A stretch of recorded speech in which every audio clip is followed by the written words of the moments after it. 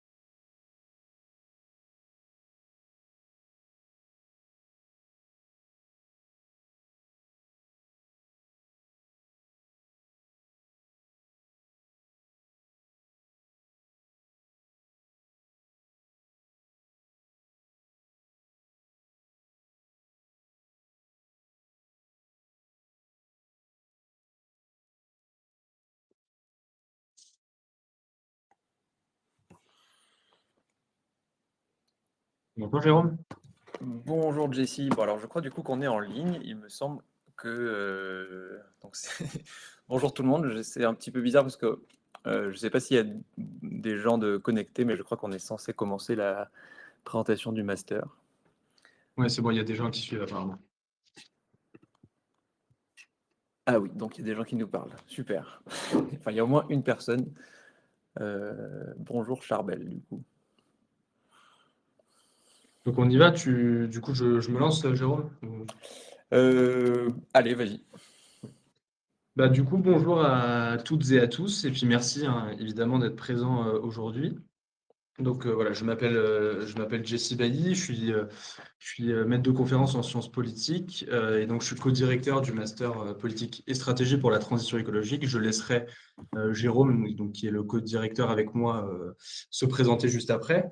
Mais donc voilà, donc juste pour vous présenter rapidement la formation, donc il s'agit d'un master de l'ICP voilà, qui a plus de 10 ans, qui est assez précurseur à l'époque, depuis cette époque, dans les formations en France au métier de la gouvernance publique et privée sur les questions environnementales, et qui de fait a su se renouveler et qui continue à évoluer évidemment hein, en fonction de l'actualité, du contexte politique, économique, social, etc. Le, le pari, en tout cas la philosophie du master, c'est que c'est en fait un master généraliste sur les questions environnementales, pluridisciplinaire, mais surtout professionnalisant, voilà, et qui porte donc sur les questions hein, de la gouvernance, la régulation écologique, où en fait les étudiants ils vont être au contact hein, dans les 2 années de formation, au contact de divers enseignements qui traitent donc de plusieurs dimensions. Hein, donc je donne juste quelques exemples, mais on a des cours du droit ou de la régulation environnementale, des cours sur les politiques publiques de la biodiversité, des cours sur l'Union européenne et sa politique environnementale, des cours sur l'agriculture, sur les conflits environnementaux, sur la RSE ou encore sur l'économie de la mer.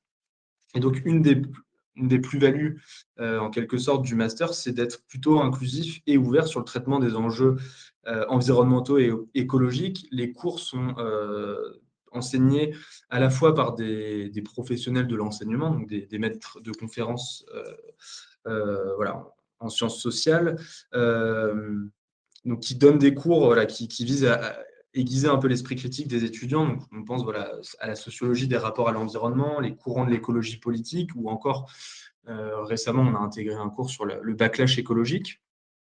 Mais surtout, hein, ce sont des intervenants professionnels provenant d'horizons variés voilà, qui travaillent donc d'une manière ou d'une autre sur l'écologie, qui enseignent le plus dans le master. Hein. Donc, je pense voilà, à des responsables dans des agences publiques comme l'ADEME ou l'Office français de la biodiversité, des gens issus des ministères ou issus des cadres d'entreprise.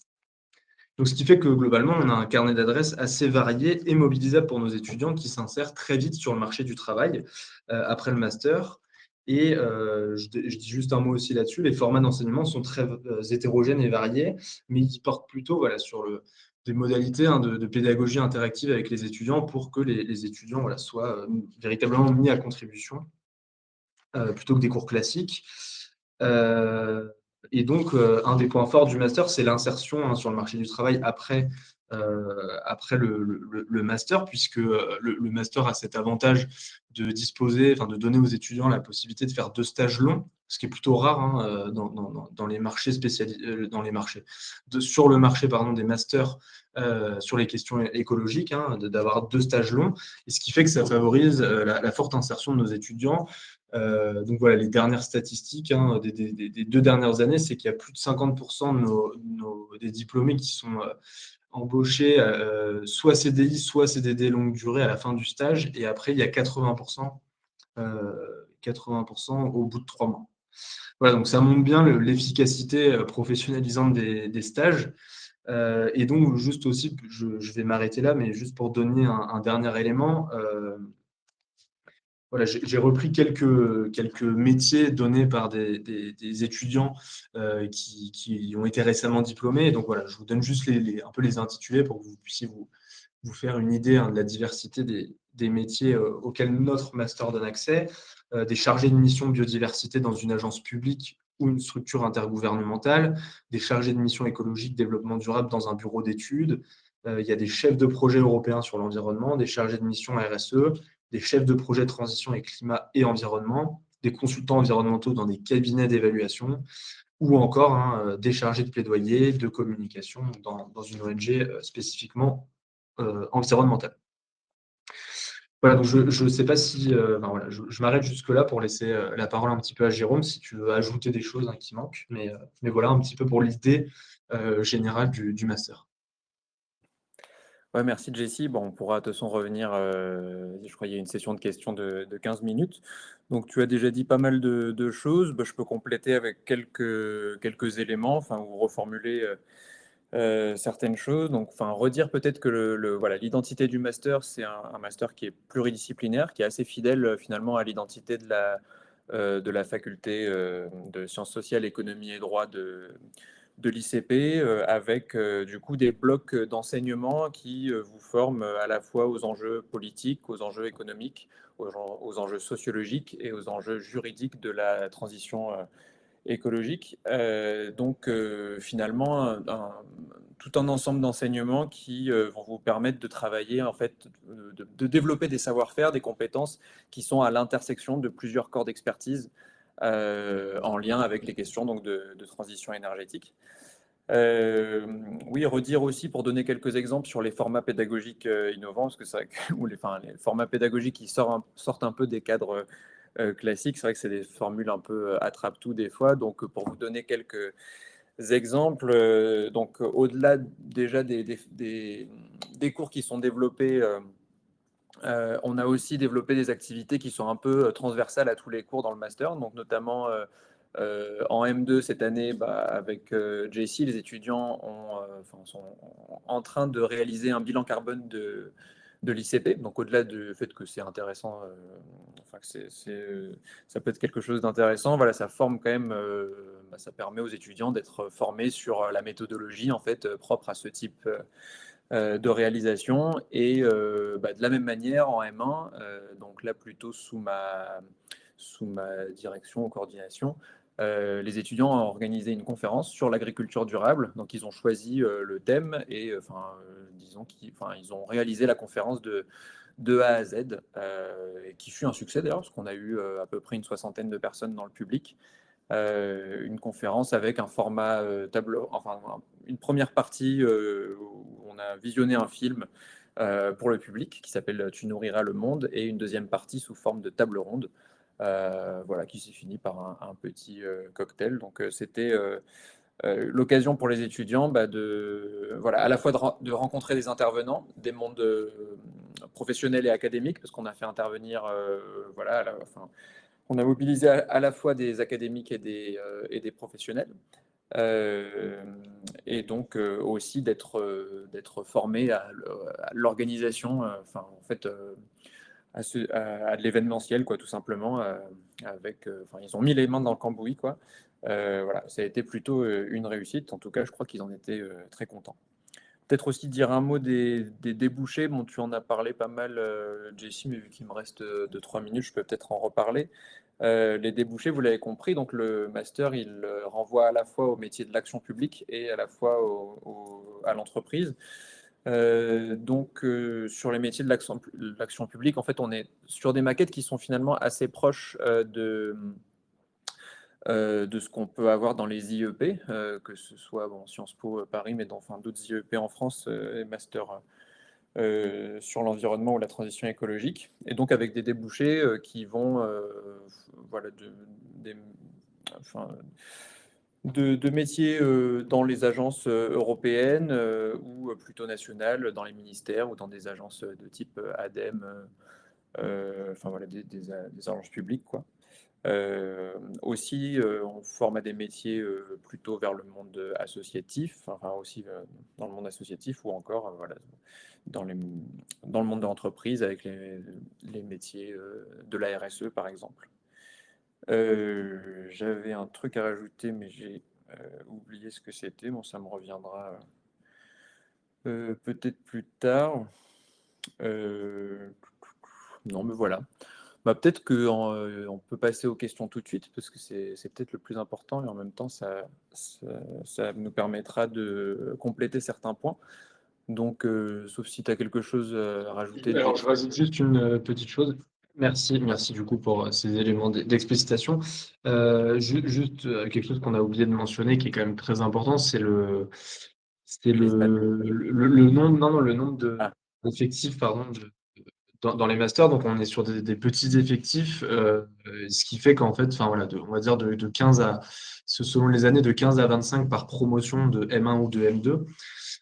Et donc, tout l'intérêt aussi de rester sur ces formats, on va dire, sur ces petits formats, c'est de pouvoir assurer un suivi. Donc, c'est-à-dire que voilà, nous on est quand même très proche de nos étudiants pour des sollicitations diverses. Hein, voilà, et du coup, le fait d'être dans ces petits effectifs, ça permet aussi d'avoir si vous vous référez à la maquette, certains modules qui sont méthodologiques ou pour l'insertion professionnelle et qui permettent vraiment, vu qu'on est des petits effectifs, de répondre aux demandes de chacun et chacune, en fait. Et ça, je pense que c'est aussi une force, c'est-à-dire voilà, de ne pas prendre trop de personnes mais voilà, de réussir à se concentrer sur sur deux petits effectifs pour assurer un suivi de qualité. Ça, c'est quand même, il me semble que c'est quand même assez important, mais ouais. voilà, sinon. Et autre dimension, du coup, enfin, c'est ce que j'avais oublié de dire, mais que, pareil, on peut en reparler. La particularité aussi du master, ce sont les stages que vous effectuerez, puisque on fait, donc il y a 2 stages, un en M1, un en M2, avec donc 6 mois de stage par année, ce qui permet donc une vraie expérience dans le monde de l'entreprise. Donc tous les cours sont concentrés au premier semestre, et ensuite vous avez des stages, enfin, vous avez un stage au deuxième semestre du M1 et du M2. Et un autre truc que j'ai oublié de dire, c'est de me présenter aussi tout simplement. Donc, je m'appelle Jérôme Gaillaguet, excusez-moi. Et je suis maître de conférence aussi comme Jessie Bailly, mais je suis sociologue. Donc, je suis maître de conférence en sociologie. Et oui, je vois la question de Marine. Oui, il y a des étudiants qui effectuent des années de césure en M1 et M2. C'est quelque chose qui se fait. Donc, ça, il n'y a pas de problème pour ça. Et donc, voilà, je pense on peut passer aux questions si vous en avez d'autres.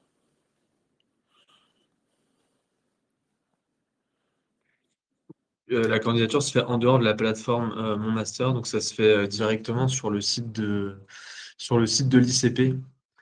Voilà. Je sais pas si on se lance là-dedans, Jérôme, mais globalement, ouais, c'est sur le site de l'ICP. Alors après, voilà, enfin, peut-être juste, ouais, bon, je vais me lancer quand même là-dedans parce que ça a son importance. Ce qu'il faut savoir, c'est que voilà, le master dont on vous parle est un master, pas un master ou une formation voilà, qui ne serait pas un master. Euh, c'est juste que ça a une reconnaissance un peu spécifique puisque ça passe par la reconnaissance du Vatican, vu qu'on est l'Institut catholique de Paris.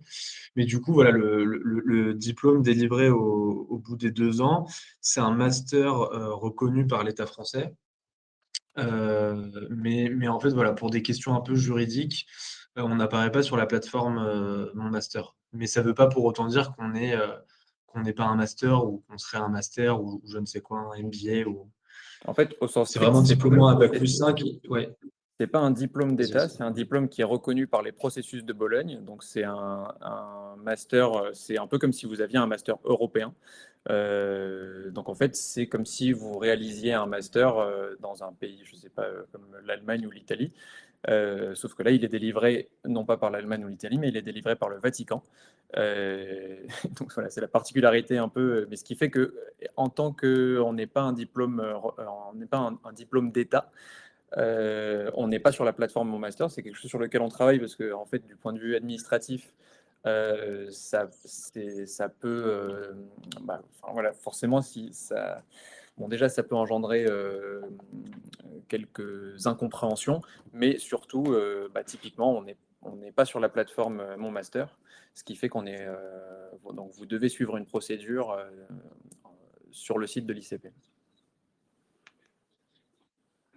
Et juste aussi pour vous, enfin voilà, pour pas qu'il y ait d'ambiguïté, hein, l'année dernière, on a eu une étudiante voilà, enfin, comment dire, qui a été recrutée par le ministère de l'économie. Donc c'est juste pour vous dire que il y a pas de, voilà, il y a pas de, c'est pas parce qu'on n'est pas sur mon master que ça provoque une moindre reconnaissance. Hein. Le diplôme, il est quand même réputé et voilà, et même y compris du côté des ministères qui sont un peu les plus procéduriers, voilà, on envoie nos étudiants qui sont reconnus. à Bac+5 donc par l'État. Donc c'est bien que c'est qu'une question juridique finalement. Pour répondre à la question de Marine, je ne Juste sais pas peut-être pour si vous avez... compléter pour Oui. cette étudiante qui s'est fait embaucher au ministère de l'économie, enfin, on évoque cette histoire parce que justement, ça nous a... en fait, elle a dû faire traduire, c'est ça enfin, il y a eu une opération qu'elle a dû faire pour faire traduire son diplôme. Donc, elle a bien été reconnue et embauchée avec un niveau de salaire équivalent à Bac+5. Euh, mais voilà, bon, en tout cas, c'est vrai que enfin, oui. Bon, voilà, c'est tout.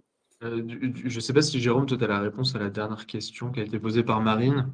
Le prix d'une année de césure en master est-il similaire à celui d'une année de M1, M2? Pour être honnête, je ne sais pas vraiment. Il faudrait demander à notre coordinatrice pédagogique qui Ouais. maîtrise beaucoup mieux ces questions-là. Du coup, Marine, ce que je peux vous proposer, c'est de nous écrire euh, pour qu'on vous apporte la réponse dans la journée. Euh, voilà, parce que je préfère ne pas vous répondre et vous répondre plus tard quelque chose de juste Ouais. que faire autrement.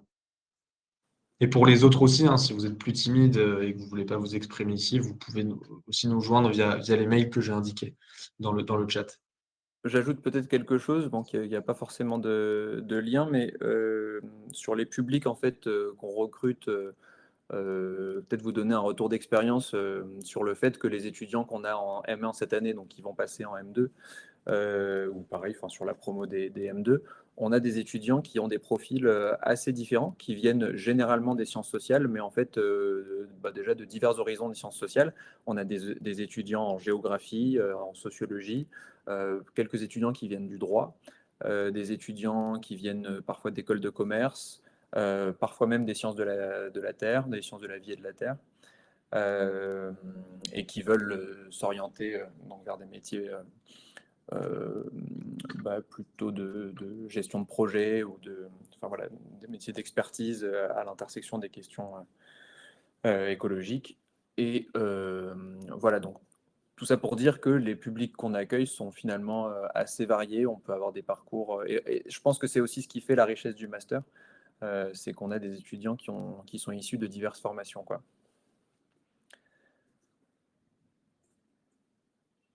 Avec le rythme du... Oui. Alors du coup, Pardon, ouais, désolé. la question avec le rythme du master, est-ce qu'il est possible d'avoir un travail à côté? J'aurais tendance à dire, ça dépend du travail à côté. Euh, Mais c'est vrai qu'on a déjà eu des étudiants hein, voilà, qui avaient un boulot, un petit boulot alimentaire à côté. Donc ça peut supposer un petit travail voilà, de coordination, puisqu'en fait, enfin, les horaires ne sont pas systématiquement réguliers, puisque vous savez que vu qu'on fait intervenir beaucoup d'intervenants professionnels donc qui font autre chose à côté que d'enseigner, parfois ils aiment bien concentrer des cours. Donc en fait, ce qui est compliqué, c'est la régularité des cours, c'est-à-dire que vous n'avez pas le même emploi du temps toutes les semaines. Mais je sais que voilà, j'ai déjà discuté avec des étudiants, notamment du Master 2 actuellement, qui ont voilà, un travail à côté. Après, évidemment, ça suppose d'avoir un travail seulement au cours du premier semestre, puisque je ne sais pas si on a été clair là-dessus, mais les premiers semestres, donc Master 1, Master 2, c'est des semestres de cours. Voilà. Et les semestres 2 du M1 et du M2 sont des semestres pour le stage. Donc En voilà, fait, donc a priori, il y a pas d'incompatibilité. moi j'aurais tendance à dire que, bon, pas plus, pas moins que dans un autre master, au sens Non. où vous avez un volume horaire qui est assez équivalent à ce qu'on peut avoir dans d'autres masters. Je ne l'ai plus exactement en tête, mais on doit être à On est à une petite... 192 heures environ par Ouais, mais semestre. par semaine, ça fait une petite vingtaine d'heures, c'est ça? Mais en fait, c'est irrégulier, puisque voilà, Non, mais si on lisse, je veux dire en moyenne. ouais. Oui, en En, moyenne. en tout cas, voilà, je pense que ça peut être assez semblable à d'autres masters, même si effectivement, dès que vous êtes en stage, en général, voilà, vous êtes en stage à temps plein. Ces stages sont rémunérés. Après, le niveau de rémunération, évidemment, il varie en fonction de l'entreprise ou de l'institution qui vous embauche. Euh, voilà. Est-ce qu'on a des étudiants qui viennent de la littérature? Alors, c'est... euh, Je suis pas sûr. Après, je pense, enfin, Mais c'est c'est pas quelque chose qui, Jérôme et moi, quand on fera le recrutement, c'est pas quelque chose qui, c'est pas parce que c'est pas une des voies les plus empruntées par nos étudiants actuellement que c'est quelque chose, voilà, qu'on va pas apprécier. En fait, nous, globalement, enfin, peu importe entre guillemets la provenance des candidats. Vous l'aurez compris, Jérôme, il a parlé voilà, parfois d'ingénieurs en reconversion qui viennent chez nous. Nous, on est très curieux et très ouvert sur le type d'étudiant. En fait, ce qui va surtout primer pour nous, c'est notamment l'intention de la professionnalisation, est-ce que vous avez un projet cohérent qui justifie que vous veniez chez nous? Et notamment, on a mis ça en place cette année, mais il y a aussi un projet pour la candidature de mémoire voilà, à produire, ce qui permet en quelque sorte, hein, de vous présenter auprès de nous.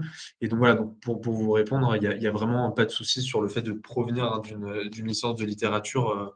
C'est pas du tout ça qui va Mm. primer dans nos considérations. Enfin voilà, on a un Non, recrutement large au sens des disciplines. ouais, effectivement, vous avez surtout à nous démontrer, en fait, dans votre dossier de candidature, peu importe encore une fois si vous venez, enfin, de quelle discipline vous venez, mais dans votre projet de mémoire et aussi dans votre lettre de motivation, bah, nous démontrer un petit peu que vous êtes en capacité, en fait, finalement, de comprendre, de comprendre un champ disciplinaire, de problématiser un sujet qui vous tient à cœur, hein. Enfin, le mémoire, c'est aussi peut-être que ce sera le seul moment dans votre vie où vous ferez un travail vraiment enfin, qui vous regarde, que vous choisirez un travail académique en tout cas. Donc, non, peu importe finalement d'où vous venez, l'important c'est de nous démontrer que vous êtes capable d'être pertinent, d'être capable de problématiser, d'être capable de travailler avec méthode sur un sujet en lien avec la transition écologique. Ouais, voilà, c'est peut-être pas direct, enfin, c'est pas lié à 100%, mais on a un de nos anciens étudiants qui fait pas mal de conférences sur les narratifs autour de la transition écologique. Il y a quand même un lien avec la littérature. Et donc voilà, donc ce que je veux dire, c'est que le master peut aussi permettre de faire aboutir sur des profils, voilà, enfin, très conférenciers, très sensibles à la littérature. Donc voilà, tout ça pour vous dire on est quand même très inclusif sur ces questions-là. Et donc, je réponds peut-être je ne sais pas si ça sera la dernière question, mais en tout cas, les dates pour les candidatures. Donc, ça a ouvert depuis 3 semaines, si je ne dis pas de bêtises. Donc, voilà, vous allez sur le site de l'ICP, vous tapez le nom du master politique et stratégie pour la transition écologique. Et donc, vous allez avoir sur la page du master où est recensée notamment la maquette, avec le détail des cours, vous allez avoir des onglets qui vous dit de candidater en M1 ou en M2. Et donc, à partir de là, ça va vous rediriger sur une autre plateforme et là, vous pourrez candidater. Et donc, pour finir, on a un recrutement aussi plus large en termes de date que mon master. Voilà, donc l'année passée, on avait recruté jusqu'à à peu près début juillet. Voilà, juste pour vous donner un peu la plage, quand même assez, ouais, plus conséquente que mon master. Il me semble qu'il y a une dernière question.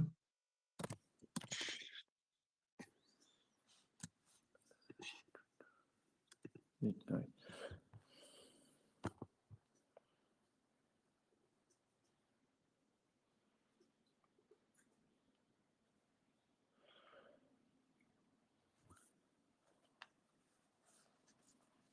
Les réponses à les réponses à la candidature se font sous combien de temps? Alors, du coup, pour la majorité des candidatures qui sont à peu près dans le calendrier mon master, on va dire, euh, ce sera voilà, autour de début juin, mi-juin à peu près. En fait, faut qu'on se mette d'accord avec Jérôme, mais on va commencer, voilà, enfin, traditionnellement, on commence à étudier les candidatures, voilà, fin avril, début mai. Et puis après, voilà, on- après, on va faire passer des entretiens, entretiens oraux. Et puis, sur la base de ça, on peut donner, on va dire, les réponses définitives entre début juin et mi-juin. Pour en En tout cas, fait, celles et ceux qui ont fait les candidatures les plus précoces. quand on vous disait oui, qu'on peut accepter des candidatures jusqu'à juillet, c'est pas nécessairement. Enfin, ça vient du fait que, étant donné qu'on n'est pas sur la plateforme Mon Master, on a plus De latitude. de latitude. En fait, on peut même si, enfin, c'est plutôt exceptionnel d'accepter ou d'étudier des dossiers tardifs, puisque la norme ce sera plutôt de voilà, vous donner commencer à donner des réponses à partir de juin. Mais voilà, c'est vrai qu'exceptionnellement, on peut étudier des dossiers jusqu'à assez tard dans l'année. Donc voilà, mais donc à partir du moment où on a un dossier, bon, pour ce qui est des dossiers exceptionnels qui arrivent assez tard, ça va assez vite parce que par définition, enfin, ça peut être des dossiers assez isolés comme ça qu'on va étudier assez tard. Et sinon, oui, après, sur la grosse vague de dossiers qui arrivent, oui, ça va dépendre. Ouais, donc tu disais juin, quoi, Jessie, à peu près. Ouais, c'est ça. Enfin, en tout cas, l'année dernière, moi, j'avais donné des réponses parce que l'année dernière, j'étais tout seul à faire le recrutement. Cette année, je suis avec Jérôme. Du coup, voilà, je pense qu'on va à peu près répliquer, mais enfin voilà, ce sera autour, voilà, entre juin et la première quinzaine de juin pour les réponses définitives. Ça me semble être un calendrier raisonnable. Mm.